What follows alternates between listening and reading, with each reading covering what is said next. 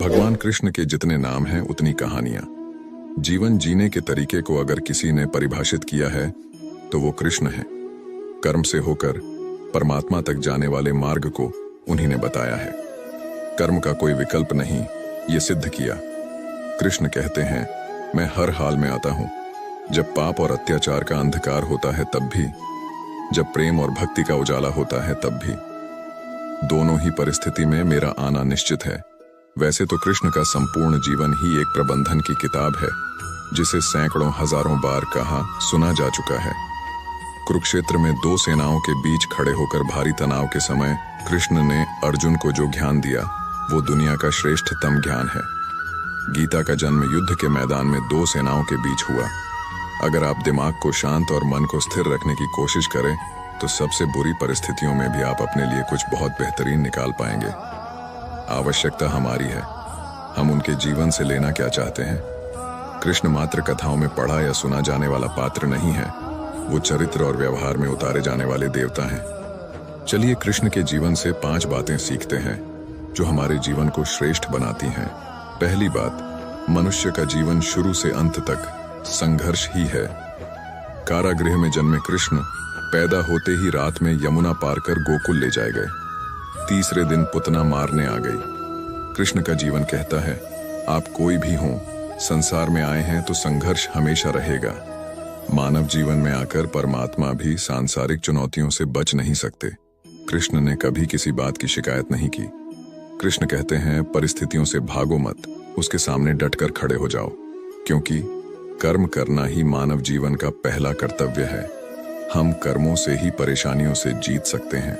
दूसरी बात, स्वस्थ शरीर से ही विजय है। कृष्ण का बचपन माखन मिश्री खाते हुए गुजरा।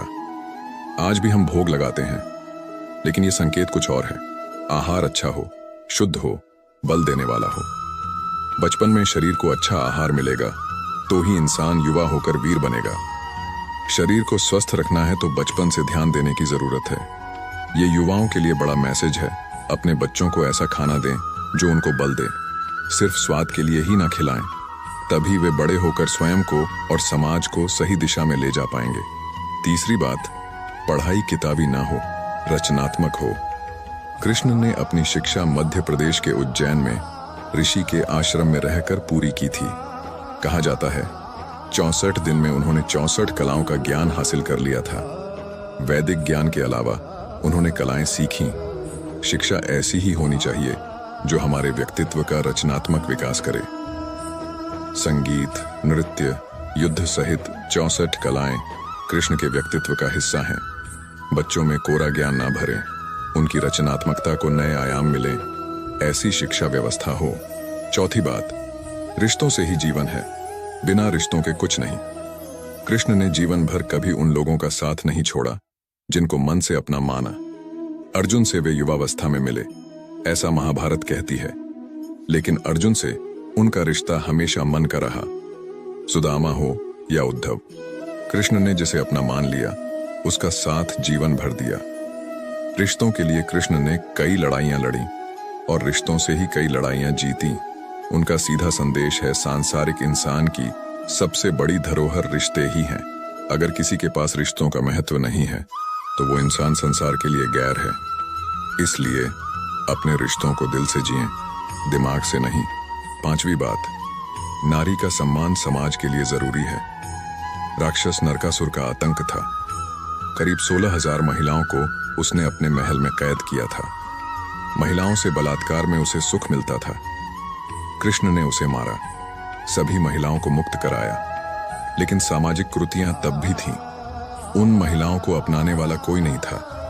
खुद उनके घर वालों ने उन्हें दूषित मानकर त्याग दिया। ऐसे में कृष्ण आगे आए, सभी 16,000 महिलाओं को अपनी पत्नी का दर्जा दिया। समाज में उन्हें सम्मान के साथ रहने के लिए स्थान दिलाया। कृष्ण ने हमेशा नारी को शक्ति बताया, उसके सम्मान के लिए तत्पर रहे। पूरी महाभारत नारी के सम्मान के लिए ही लड़ी गई। आप कृष्ण भक्त हैं तो अपने आसपास की महिलाओं का पूरा सम्मान करें। कृष्ण की कृपा पाने का ये सरलतम मार्ग है। इस पूरी वीडियो में हमने भगवान कृष्ण के जीवन से निकले कुछ महत्वपूर्ण सिद्धांतों को जाना और समझा है जो हमें अपने दिनचर्या, कर्म और रिश्तों में मदद कर सकते हैं।